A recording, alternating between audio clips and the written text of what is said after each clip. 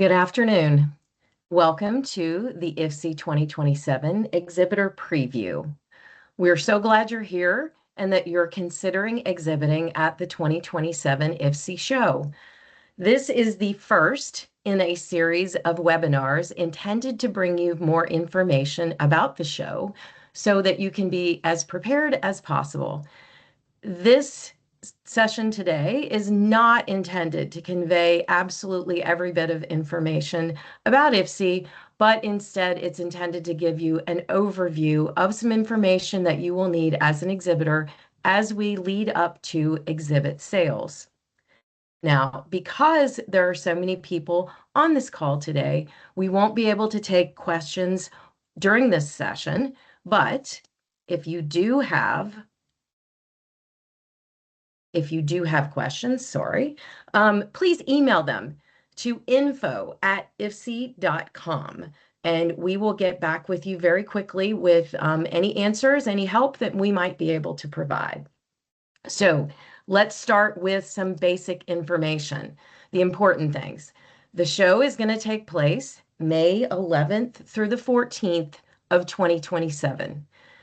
We are moving to a new location. 2021 and 2024, we're in downtown Dallas. This time we will be located at the Gaylord Texan Resort in Grapevine, Texas, still in the Dallas-Fort Worth metro area.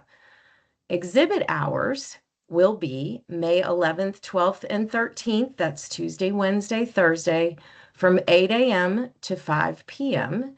And then Friday, we will have exhibit hours from 8 a.m. until 2 p.m. So let's talk a little bit about the location. As I said, we're in the Dallas-Fort Worth metro area. And some important things to note. First of all, there is the Dallas-Fort Worth International Airport, one of the busiest airports in the country, very centrally located.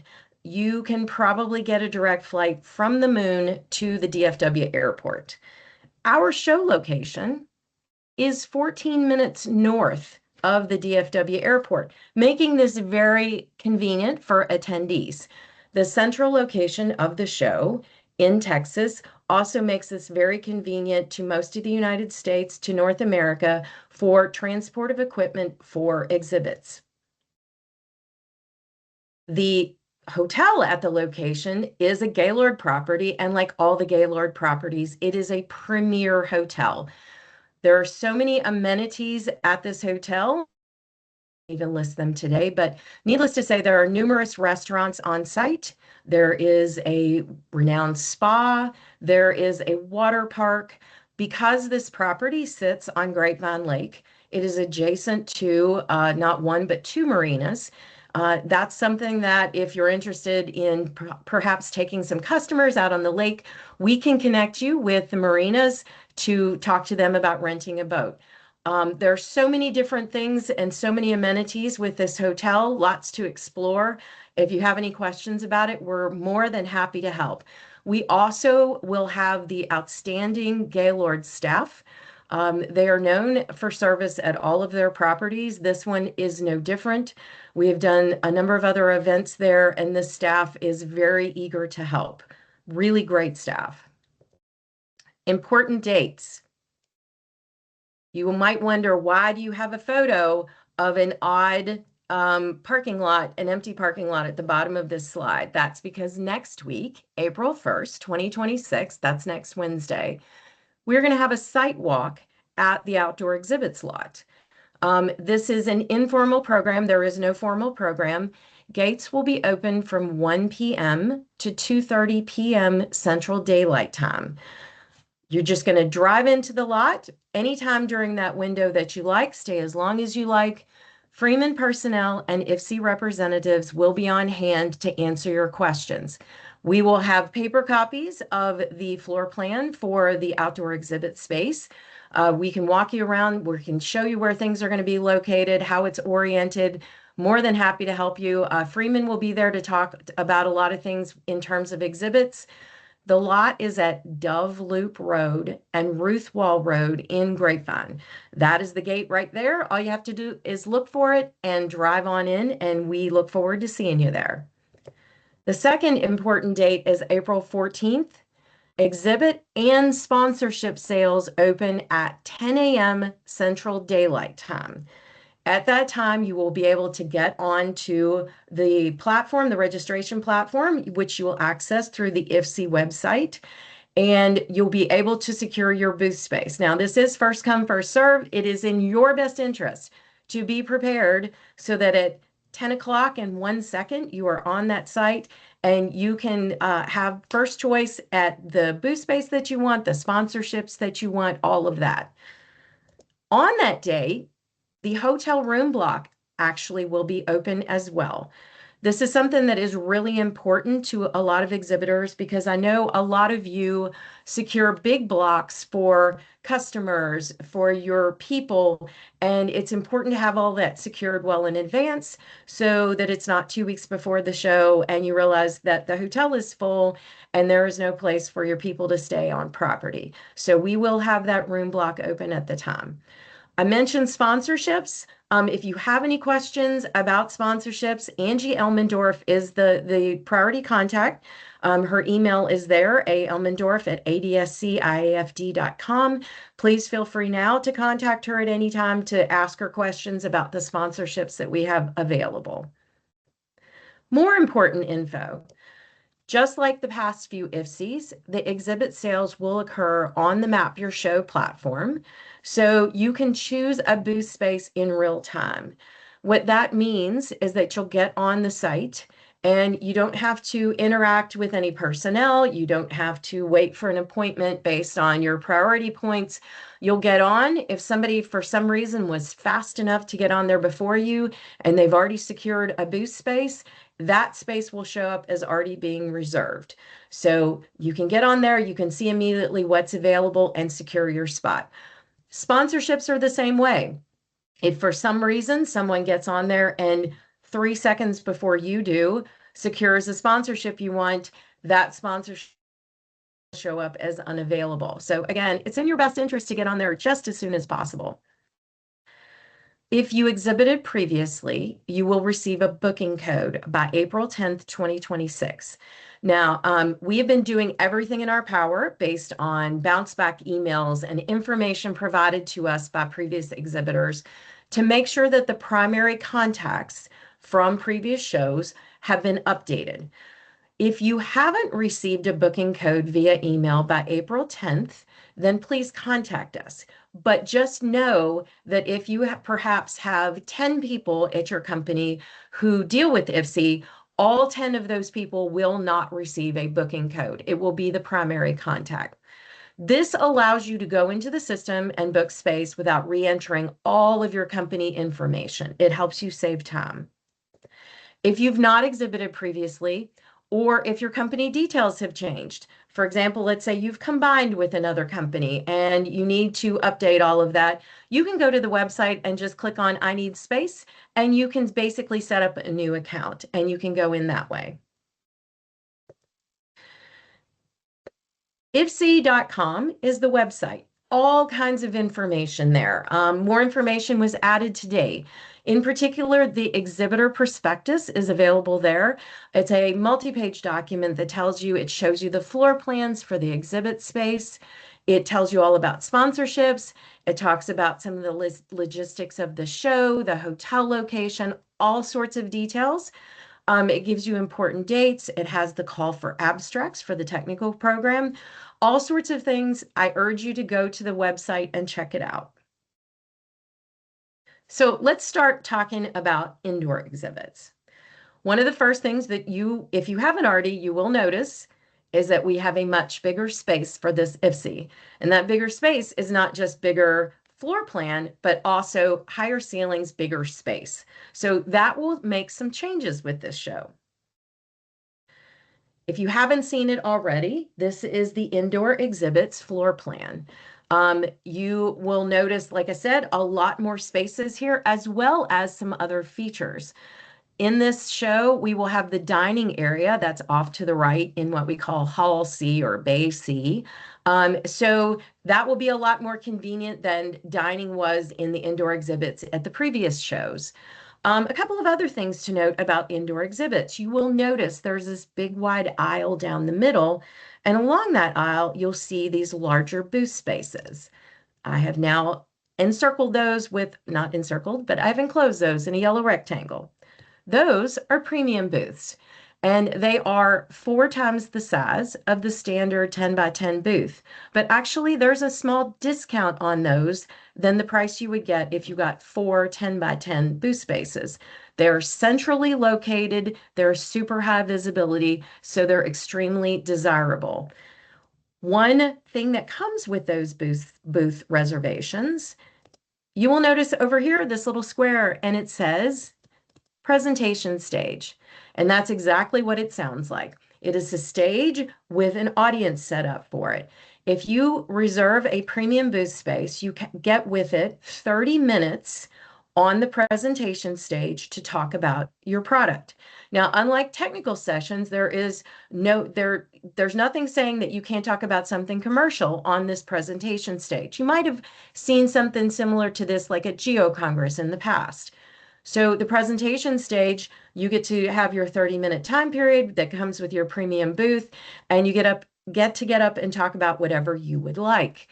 The presentation stage time slots will be dictated by who reserves those premium booth space first. So if somebody reserves a premium booth at 10 o'clock and 15 seconds, and the next person reserves at 10 o'clock and 20 seconds, the first person will get to have their pick of the time slots for the presentation stage, and it will move on from there. Something really to note, a lot of people have talked about, hey, this is a much bigger space indoors, and I'm thinking I only have small equipment. I might reserve some indoor booth space and bring in my light equipment to display. If you do, you need to reserve one of the booths that are enclosed by the red rectangle. This is what's called Hall A or Bay A. It has additional reinforcement in the floor, and the convention center has requested any light equipment that is being displayed go in that area.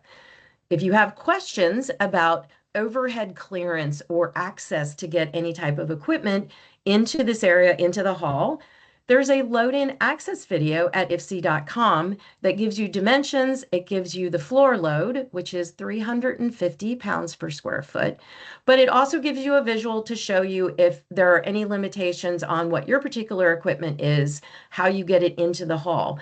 Also, if you have any particular questions about a type of equipment or room that is needed, things like that, please don't hesitate to ask us if your particular equipment would be appropriate for the indoor exhibits area. Something else to note is that there will be a few additional paid time slots for the presentation stage. They are very limited, but you can look for them under sponsorships when you register for your booth space.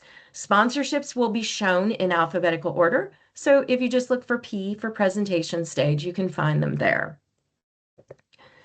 The indoor reception will be Tuesday evening, May the 11th, 2027. Outdoor exhibits will be closed at this time. We're planning a lot of fun things. There are sponsorships available for that time period. Also, if you had an idea about something for a sponsorship during that reception and you don't see it shown, don't hesitate. Bring us, we love crazy ideas. Bring us your ideas. Give Angie Elmendorf a call. Ask any one of us. We'd be more than happy to talk it over with you. Again, if you have questions about anything related to the indoor exhibits, please reach out to us at info@ifcee.com. Let's talk now about outdoor exhibits. So you probably know that this show is going to be a little bit different because our outdoor exhibits are not going to be located immediately adjacent to the convention center, the indoor exhibits area, as it has been in the past. So you might have some questions about how this all works. You'll notice here there is a yellow star. That is where the indoor exhibits will be located, in this corner of the convention center. People going to the outdoor exhibits are going to walk through the indoor exhibits. Good thing, indoor exhibits people, because they're going to walk right past you. They're going to come to a back door, and then they're going to walk out to a trolley stop. This little red shape here, you might not be able to tell because it's kind of small, but that's our trolley.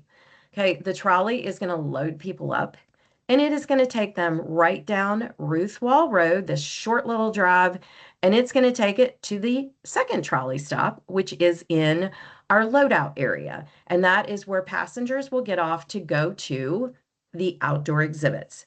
This down here at the bottom is the outdoor exhibits lot.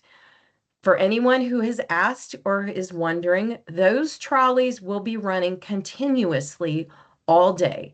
They also will be running for a limited time in the morning and the afternoon before exhibits open and after they close, in order to get exhibit personnel out there and then to get y'all back to the hotel.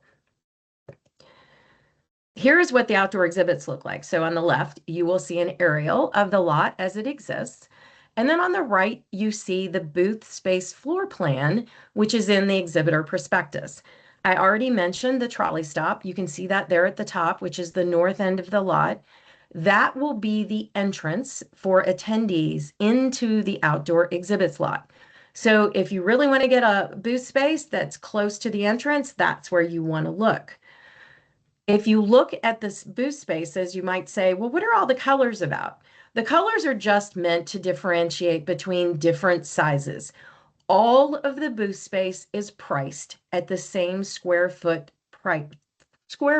price, but there are different size booths. This is also a little bit different from IFCEEs in the past, where there were simply 20 by 20 spaces and you could use them like Legos to combine them to make bigger spaces. We had exhibitors who had asked us and said they needed booths that were a little bit deeper. So we made up these booth spaces based on usage in the past.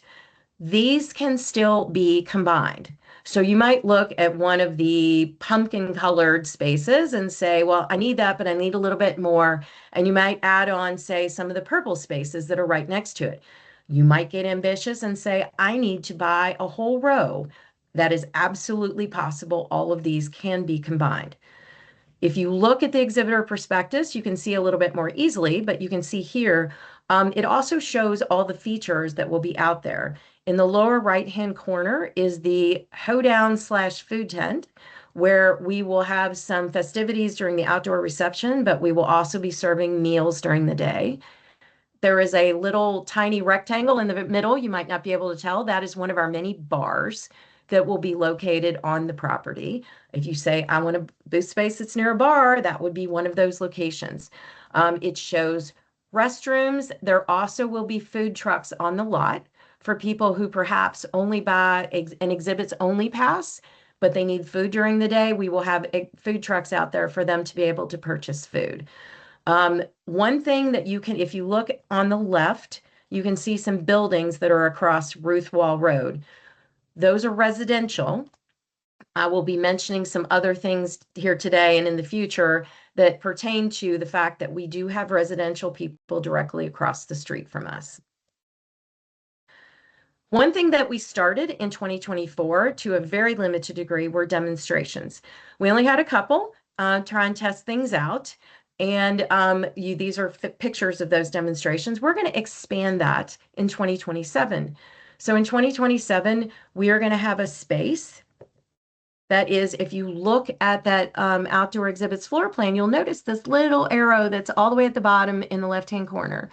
And it says to demonstration area. Well, outside the exhibits perimeter, there will be a little walkway and a viewing area, and there will be a demonstration pad.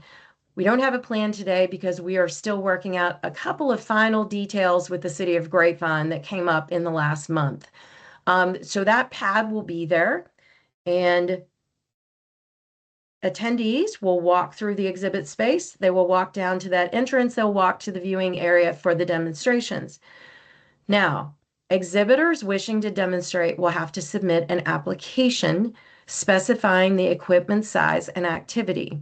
All of us in our industry know there is a huge variety of equipment types, operations, all sorts of things. It would be extremely limiting to try and just put a set of rules on what could be done. So instead, we're asking people to apply to determine whether or not the operation they're suggesting, the equipment they're suggesting, will fit in with the space and the location that we have for demonstrations. This application and the corresponding pricing will be located on the booth registration platform, and on the website beginning April 14th, 2026. IFCEE reps will review your application and get back with you quickly once it is submitted so that we can get more information. Demonstrations, the base time slot will be a 30-minute time slot. If you say, well, I want 90 minutes, we will discuss that with you when we get back to you concerning your application. One thing that is very important to know is that equipment involved in demonstrations must be 100% separate from equipment used for the exhibits. None of the equipment used for exhibits will be able to be moved from the exhibit space once the show begins and moved into the demonstration area and vice versa. We have to keep those things completely separate. Another note is that there will be an outdoor education tent where exhibitors can register for 30-minute time slots, just like the one inside, to conduct education sessions. Again, these will be allowed to be commercial. They also will be interspersed with some education sessions that will tie in equipment that will be programmed by the technical program committee who are working on the technical program inside as part of the conference. The outdoor exhibits reception will be Wednesday evening, May 12th, 2027. Indoor exhibits will be closed at this time. There are sponsorships available for this. Same note, if you have an idea, some sponsorship you would like for us to consider for that night, please contact us and we can talk to you about it. Not on the sponsorship list, but worth mentioning, there is a building on the property called the Glass Cactus. This building actually is used for corporate events. Sometimes it's used for concerts. It is a beautiful facility. It looks out on the lake. That can be rented during the length of the show for your company. If you wanted to have an event, you wanted to do something in an evening. It is not on the list. If you are interested in that, please contact us. We will get you hooked up with a hotel. I will note that the price for this starts at $75,000 for a night. So just know that going in. It is a beautiful property. So some information to talk to you about if you are going to exhibit in the outdoor lot for load-in. So we mentioned before that we have up at the top, that is the trolley stop. Well, that's the entrance for attendees. That will not be the entrance for you when you're loading in your equipment. That, in fact, will be the gate where if you come next week for the walkthrough, where you come into the lot.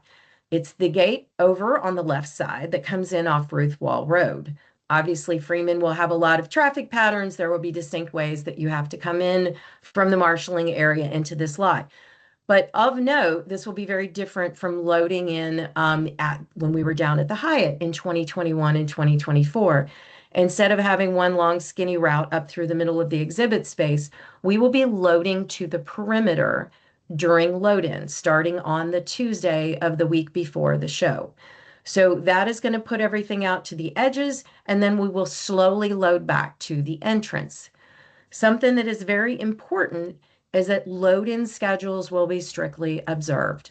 And that's because if let's say that you have secured one of these spaces over here to the right on the east side, and you miss your load-in, you're supposed to load in on Tuesday, but you don't have your equipment there till Thursday, you might not be able to physically get your equipment over to your booth space by then because we will have other booths unloaded. So please strictly observe your load-in schedule.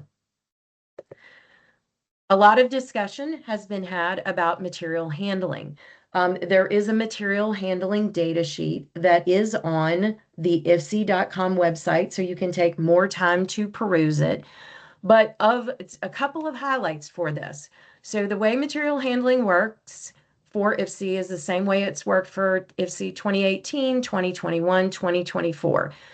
I will note that there was an error back in 2024 because a lot of machinery that was brought to the outdoor exhibits was mistakenly classified as display material. And display material is the kind of thing like a backdrop for an indoor exhibit.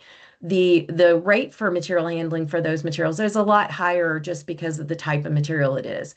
And so unfortunately, a bunch of this equipment was mistakenly classified the wrong way at this higher rate. So this has been corrected internally. There's been a lot of internal education with Freeman. A lot of things put in place to make sure that everyone is aware of what the restrictions are and what constitutes machinery. An auger is machinery, for example. It is not a display material. So there will be a sliding scale. Material handling, as in many IFCEEs in the past, will be based on weight. So you bring a truck in with equipment on it, it will be based on a per truck weight, and it will be based on the sliding scale. So you will be unloaded, your truck will be unloaded, and you'll be charged based on the sliding scale for weight. Now, as long as that's where everything stops and everything is placed in your booth and you are done, that is the extent of your charges. If you need a crane or a forklift to come back and reposition your equipment in the booth, then you will be charged hourly based on crane time and forklift time. If you happen to have a piece of equipment that can just be walked off the truck, the only thing you're going to be charged is a spotting fee off the truck and then back on the truck of $325 each way, so that we can put people in place to make sure this is all done safely. We will require some type of documentation for your weight, so please make sure you have that. We had some issues with that at the last show. So it doesn't necessarily have to be a scale ticket, but it does have to be some type of official documentation. Now, I am going to turn things over to Rick Marshall to talk a little bit about safety at IFCEE 2027.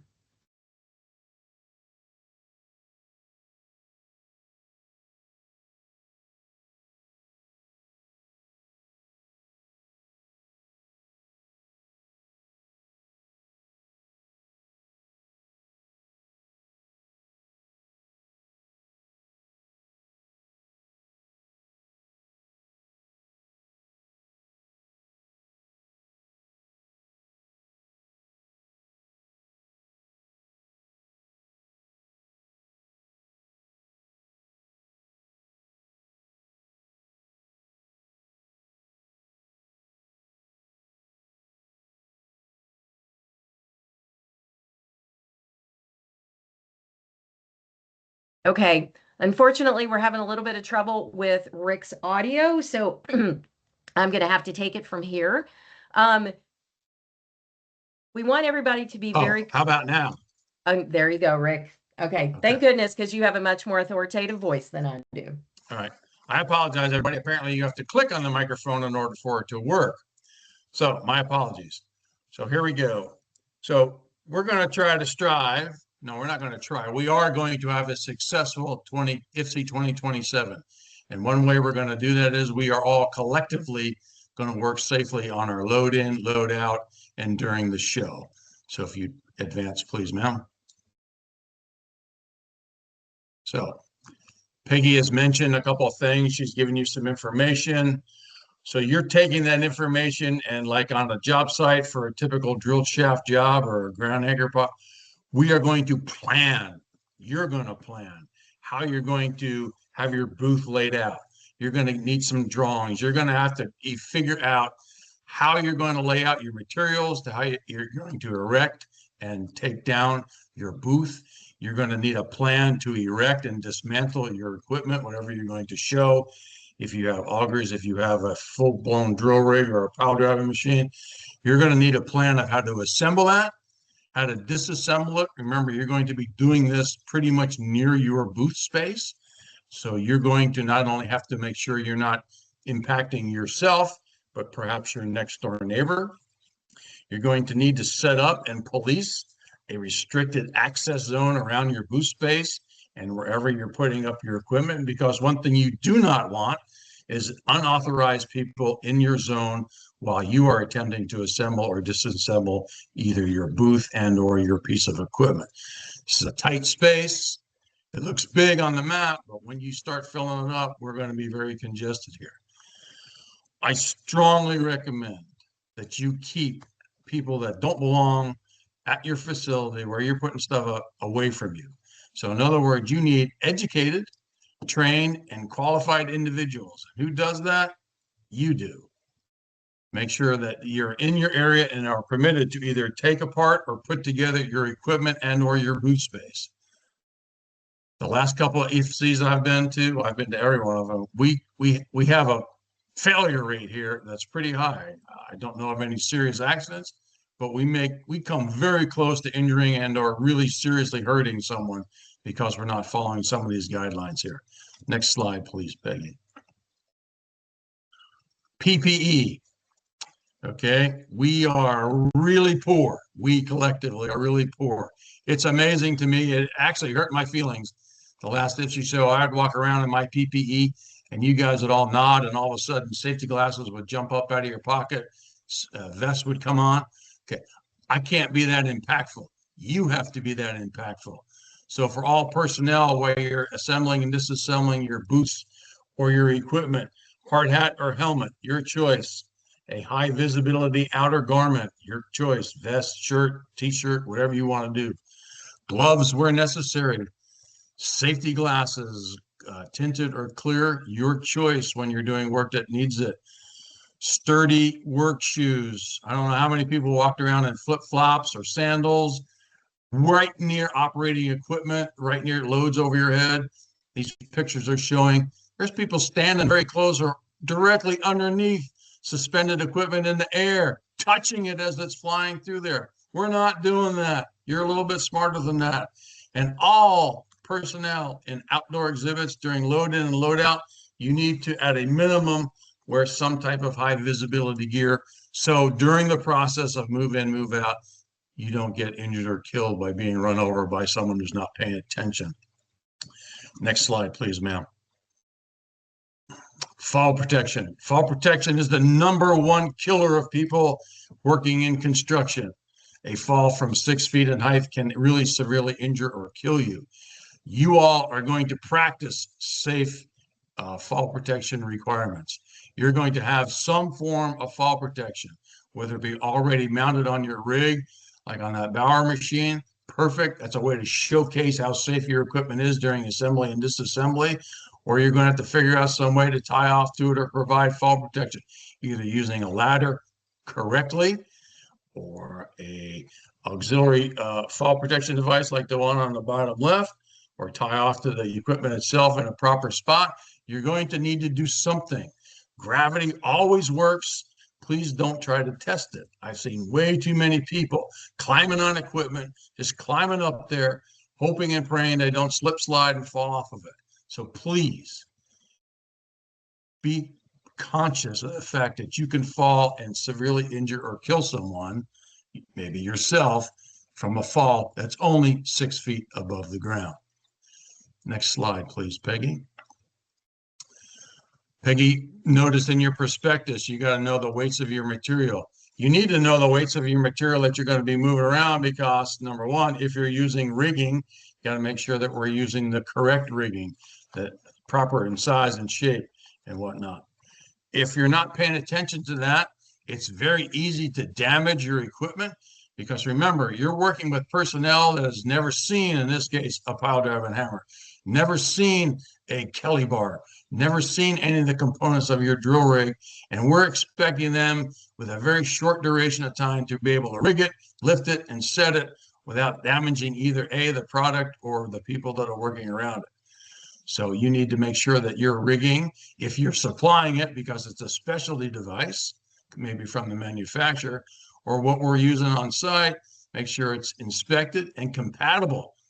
You don't necessarily want to use chains or wire rope slings on something that may damage hydraulic lines or bend components and whatnot. Maybe synthetic is the way to go. You have to know that when? Before you get there. So you're not searching around trying to find some equipment or whatever to lift and separate your stuff. And if you have to move your equipment to space it around inside of your booth, please do not move that piece of equipment without a spotter, making sure it is safe to travel forward or backward or swing. Please. We've come so close. I don't know how many times here. We don't want to have an incident take place. Next slide, please, ma'am. So some of you may be asking, how come we never had to do this before? Well, you did have to do it before. You just made a conscious decision that you didn't do it. You actually had people out there like this guy standing there, no way to see him. He almost blends in with the background, watching a huge drill rig either come on or off a load. Okay, could he get hurt? Of course he could get hurt. This is relatively minor in your world, But the stuff that you guys do, every contractor that you do business with has to do almost everything I just explained. So why can't we do it during IFCEE? We're going to do it. Okay. We want to make sure that collectively we just don't meet some kind of safety standards. We set the safety standards for our industry and making sure we actually stand up to the fact that we are the best at what we do. Need your help. You got to make that conscious decision to do it. Please. Okay. Thank you. Thanks very much, Rick. And thanks everybody for joining us today. We went a little bit over time. Again, if you have any questions, please email us info@ifcee.com and let us know. We are here to help and we're happy to help. And we're looking forward to seeing you next week and to seeing your reservations come through when exhibit sales open next month. So thanks again.